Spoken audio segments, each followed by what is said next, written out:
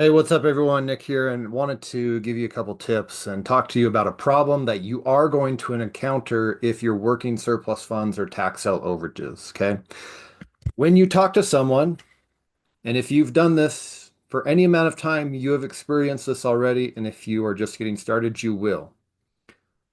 But people are going to think you are a scam. Okay.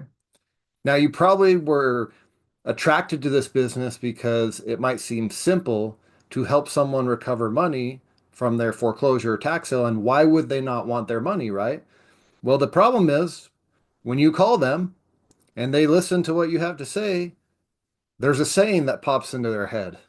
And that saying is, if it sounds too good to be true, it probably is. And they think that you're not legit and they think you're a scam. So here's some tips to help you um, overcome that, okay, and help you get some success. Number one tip, guys, stop trying to sound like something you're not. Specifically, stop trying to sound like a big company. Most of us doing this business are not big companies. Are there some big companies out there? Yes. You probably aren't one of them. I'm not one of them, okay? I don't consider myself a large company. I don't have hundreds of employees. So don't try to act or sound like a big company. Now you're probably thinking, well, I need to do that to garner their trust, right? I need to look legitimate. Here's a problem with that. I don't know. Now, again, this is just my opinion. Take it for what it's worth. But what I have noticed recently in the last few years is that people are sick and tired of big companies. They are sick and tired of corporations. They feel taken advantage of by these massive businesses. At least that's what I've seen kind of the narrative been. And to back that point up, I'll mention very quickly. Remember when that United Healthcare CEO was shot in New York? I don't know if you saw some of the comments and the articles about that, but there were a lot of people that were hailing the shooter as kind of a hero type of personality, right?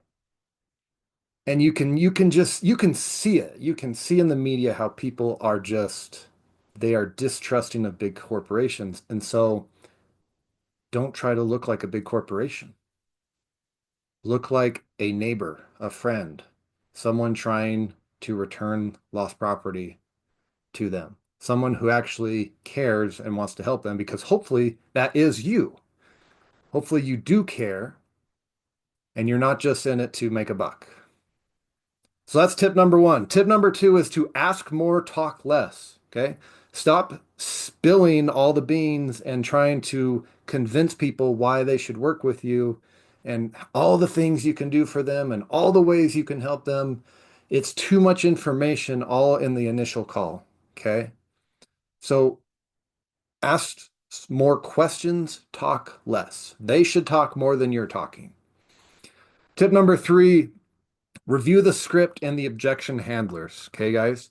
Now, obviously, if you're in my program, you have access to this, and this is where you're going to go. Okay. So I strongly encourage you to review the script right here in module three. Okay. Also, review the overcoming objection script so that you are prepared. And when you are asked questions, you will have responses ready to go. Okay. And when you are prepared, you look like you know what you're talking about. And that confidence will be felt by the other person, and they will be more open to hearing what you have to say and receiving more information from you. Okay. Also, feel free to look at these calls that I've made and look and see the examples on how I handle calls with people. Okay. And so do that. Strongly encourage you to do that. If you don't have access to that, that's something that anyone has access to if they choose to join the program. Okay. Now, final tip of the day is the following, and that is don't ask to get married on the first date. Okay. Hopefully, you're not trying to get a contract signed on the initial call with these folks, because that's kind of like asking someone to marry you right when you meet them. And usually it doesn't go over well. Okay. Getting someone to move forward, it can take some time and it may take multiple conversations and follow-ups. Okay. Can you get a deal on the initial call? Yes. Is it the norm? No. Try not to make it so. Like, try not to push and get someone signed up and pressure them to sign a contract the first time you talked with them. You can do it, but I feel that it makes your job a lot harder. Okay. So those are my tips for you guys as far as the problem of, hey, people think I'm a scam. What do I do?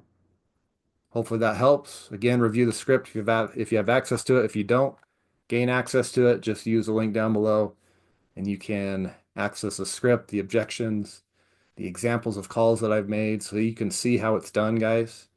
And you have those examples at your fingertips if you want them. And that's all I've got for you today, guys. I hope you enjoyed that. Appreciate you watching. I'll see you in the next one.